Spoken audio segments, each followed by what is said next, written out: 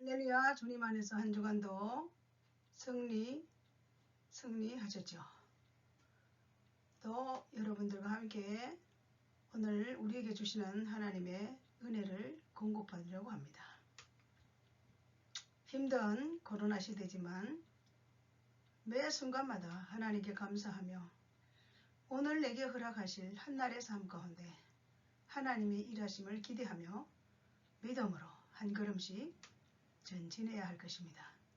오늘은 출애굽기 28장 35절 38절 말씀으로 하나님의 영광과 축복, 성경 속에 나오는 석류나무의 성경적인 비밀이 무엇일까?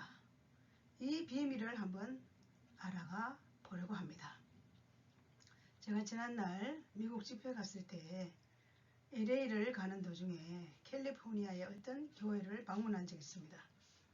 그런데 어쩌면 교회 마당에 석류가 그렇게 주렁주렁 달려있는 에덴 동산 같은 그러한 교회 마당의 모습을 보았습니다. 그런 멋진 교회의 모습을 보면서도 그 자연에는 별 관계가 없고 성도들은 예배를 마치자마자 골프 치러 가려고 예배 시간만 좀 늦으면 시계를 들여다보는 어처구니 없는 목사님의 말씀을 듣고 참 너무나 인생에게는 풍요로운 대로 영적인 갈급함이 없는구나 라는 것을 이 말씀을 준비하면서 갑자기 생각났습니다. 오늘 사랑하는 여러분, 하나님의 영광과 축복이라는 말씀을 제목으로 삼고 석류나무의 비밀을 우리 함께 알아가려고 합니다. 출발합시다. 만사 형통하시옵소서. 주님의 이름으로 여러분 사랑합니다. 환영합니다. 진심으로 사랑하고 환영합니다. 구독, 좋아요 누르시면 여러분과 저는 함께 동역하며 전파 선교사로 살아갑니다. 그래서 우리가 이 세상을 사는 살아있는 목적과 우리의 삶의 태도가 항상 선교적인 꿈과 환상을 가지고 살아야 합니다. 왜냐하면 우리가 예수 믿어 구원 얻은 것은 또 다른 사람들에게 복음을 전하기 위한 아버지 하나님의 계획이 있기 때문입니다. 작은 여러분의 응원과 기도와 격려가 우리로 하여금 하나님의 나라가 전파된다는 사실을 기억하시기를 바랍니다. 할렐루야. 갑니다. 출애굽기 28장 31절 32절 너는 에봇 받침 겉옷을 전부 청색으로 하되 두 어깨 사이에 머리 들어갈 구멍을 내고 그 주위에 갑옷같이 깃을 짜서 찢어지지 않게 하고 33절에서 34절 그 옷 가장자리로 돌아가며 청색 자색 홍색 실로 석류를 수놓고 금방울을 간격을 두어 달되 그 옷 가장자리로 돌아가며 금 한 방울 한 석류 한 금방울 한 석류가 있게 하라. 자, 기억하십시오. 아론이 입고 여호와를 섬기려 성소에 들어갈 때와 성소에서 나올 때에 그 소리가 들릴 것이라. 그리하면 그가 죽지 아니하리라. 자, 이 본문 말씀으로 우리 함께 가볼까요? 구약 성경의 석류나무의 비밀은 구약 시대의 가나안 땅의 대표적인 열매로 언급되어 있습니다. 그리고 성전의 장식물로 사용하게 되었습니다. 석류나무가 그 모양과 색깔이 너무 아름다워서 시나 노래의 소재로도 많이 사용됐다고 합니다. 첫째는 석류는 영적 다산을 상징합니다. 영적 다산을 상징합니다. 꽃들의 상징적인 꽃말들이 있어요. 세 가지만 제가 소개해드립니다. 국화는 성실, 고상, 청초, 장미는 정열, 열렬한 사랑, 백합은 순결, 결백 이런 꽃들의 상징이 있듯이 오늘 석류나무에도 상징적인 하나님이 의도하시는 목적과 또 상징적인 뜻이 있다는 사실을 우리 함께 은혜를 나눠보려고 합니다. 출애굽기 28장 33절에서 34절 보니까 그 옷 가장자리로 돌아가며 청색, 자색, 홍색 실로 석류를 수놓고 금방울을 간격을 두어 달되 그 옷 가장자리로 돌아가며 그 한 금방울 한 성류 한 금방울 한 성류가 있게 하라 그랬습니다. 자, 청색 자색 홍색 실로 성류를 수놓는다. 금 한 방울 한 성류 한 금방울 한 성류 너무 신기하죠? 이렇게 만들었답니다. 가장자리 옷을 제사장들의 옷을. 대제사장들의 에봇 받침 겉옷을 청색으로 성류 모양 방울을 달게 하나님이 디자인하셨는데 왜 그럴까요? 자, 우리 한번 볼까요? 대제사장들 옷을 보십시오. 저 조끼 옷들이 이런 모양 속에 방울을 달게 했다지 않습니까? 성류 모양으로 방울을 달았다는 거죠. 한번 모양을 보십시오. 자, 집중하세요. 에봇 겉옷을 금방울로 디자인하신 하나님의 이유는 무엇일까요? 첫째는 그리스도의 신성과 백성들의 믿음을 상징했다고 합니다. 그리고 금방울 소리는 믿음의 소리를 상징했다고 합니다. 그리고 생명을 주시기 위한 하나님의 사역이다 이렇게도 표현하고 있답니다. 자, 대제사장이 에봇 받침 겉옷을 성류 한 개 반을 갈라서 한 개를 가지고 반을 갈라서 다른 금방울의 모습이에요. 자, 성류 가운데 있는 성류 모양 진짜 성류 모양이죠. 저 금방울 들은 거 보세요. 또 옷가에 달한 것을 보십시오. 이거 하나님이 의도하신 디자인입니다. 그리고 에봇 받침 겉옷을 파란색으로 디자인한 이유가 무엇일까요? 첫째는 제사장은 하나님께 속한 사람이다. 제사장은 사역이 구별된 사람이다. 하나님의 일, 생명을 살리는 일을 하는 사람이다. 그래서 파란색으로 디자인하신 구별된 색깔을 하나님이 사용하시도록 했답니다. 이번 네 가지 색 실로 성류 모양을 만들었다고 그랬어요. 자, 생명, 파란색 생명을 주시기 위해 오신 예수, 빨간색 부활, 십자가에 죽으시고 3일 만에 살아나신 예수, 또 보라색 왕, 이 세상의 왕으로 오신 예수, 흰색은 사역, 공생의 동안 예수님이 사역하신 모습을 상징적으로 그리스도를 통해서 새로운 생명을 얻게 되는 많은 열매들을 표현하기도 했다고 합니다. 에봇의 네 가지 색깔 말입니다. 파란색, 빨간색, 보라색, 흰색. 이 의미는 이러한 깊은 하나님의 의도와 뜻이 있다는 것입니다. 구약 성경은 다시 오실 예수님에 대해서 끊임없이 예언적인 말씀을 하신 것입니다.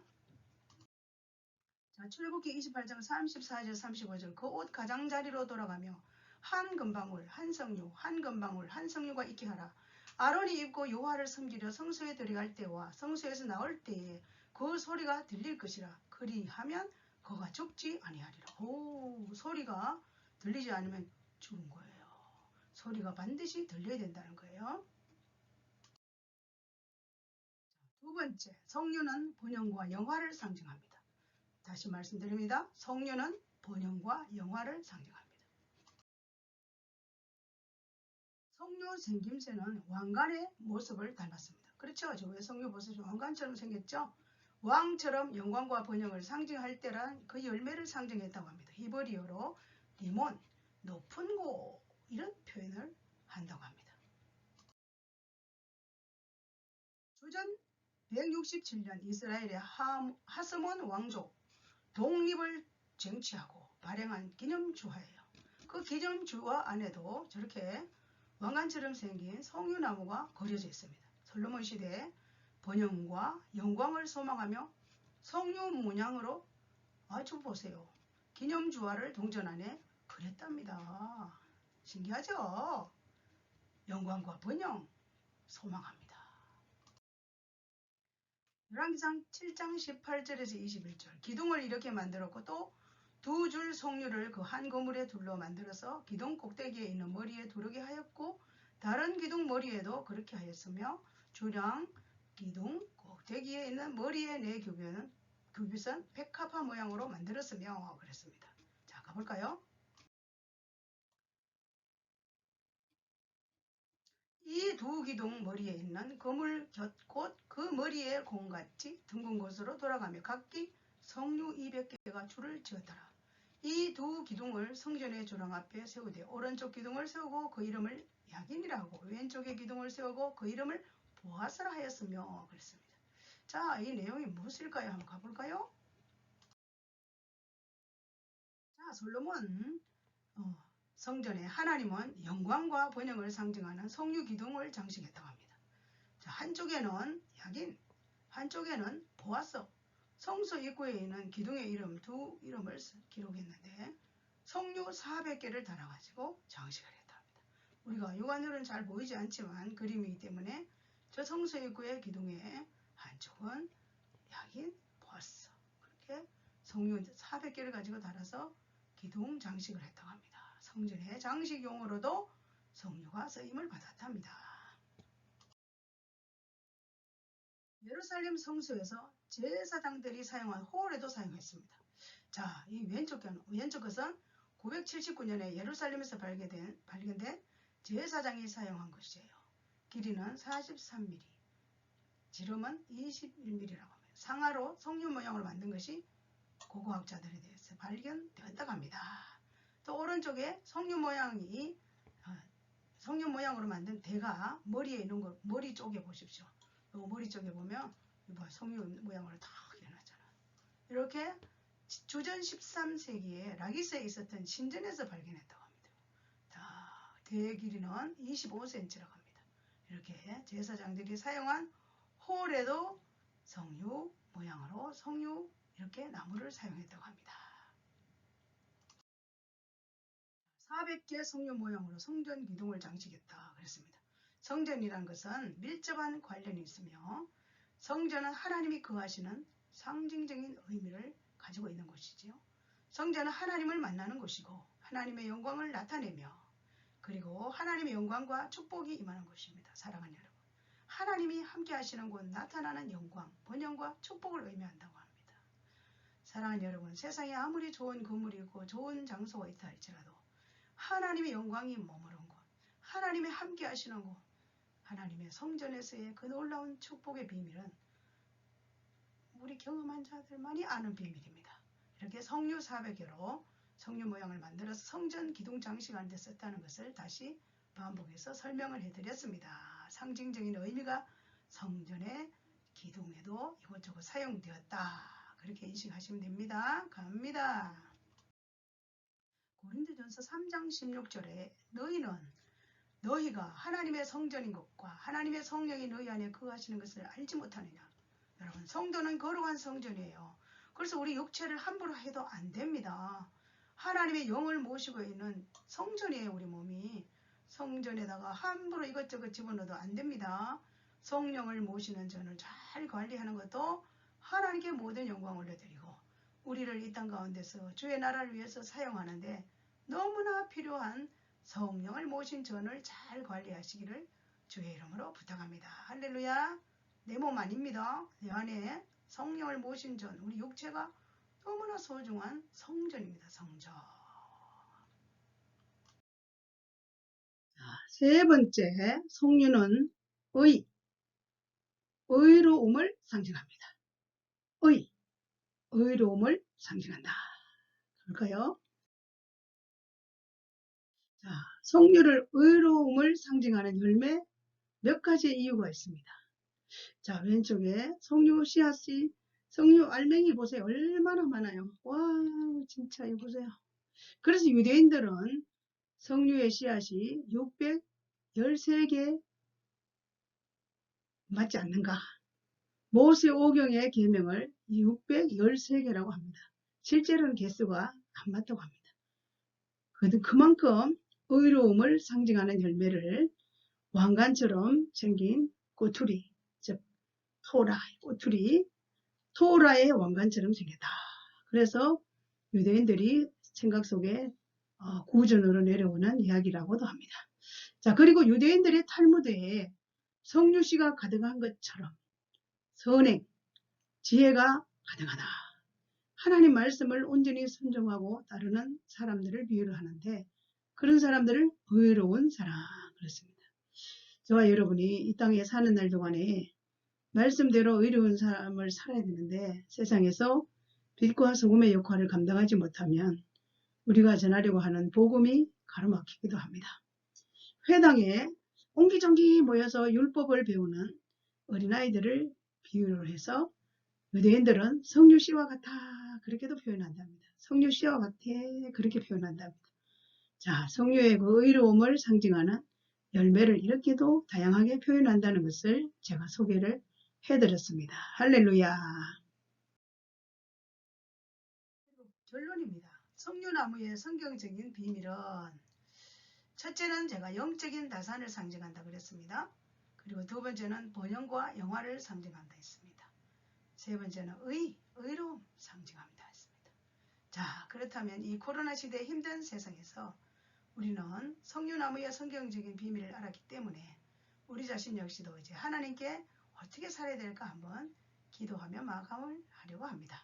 여러분 유튜브에 시간이 기니까 그냥 시간 바쁘잖아요. 들을 수가 없고 볼 수가 없으니까 짧게 제가 오늘도 마무리하면서 이런 기도를 한번 해보려고 합니다. 자, 다같이 우리 기도하는 마음으로 이 말씀을 한번 읽어볼까요? 영적인 다산의 축복을 주옵소서. 그렇습니다. 저와 여러분은 나만 예수 믿어서 구원 얻으면 땡? 아닙니다. 나로 하여금 또 다른 영적인 다산의 축복을 주어야 됩니다. 나로 인하여 주 예수를 믿어라. 그리하면 너와 내 집이 구원을 얻는다 했습니다. 우리 가족이 구원받고 이웃이 구원받고 대한민국 열방이 구원하는 일에 우리는 최선을 다해서 살아야 할 것입니다. 그래서 우리 가슴 속에 영적인 다산의 축복을 주옵소서. 석류나무가 이런 비밀이 있다고 하오니 나에게도 이런 축복을 주옵소서. 또 두 번째, 번영과 영화의 축복을 주옵소서. 그렇습니다, 여러분. 석류나무의 비밀이 번영과 영화를 했는데 우리가 이 세상을 사는 날 동안에 번영하고 영화가 우리 그 삶 가운데 충만해야지 우리만 비리비리하게 살아야 되겠습니까?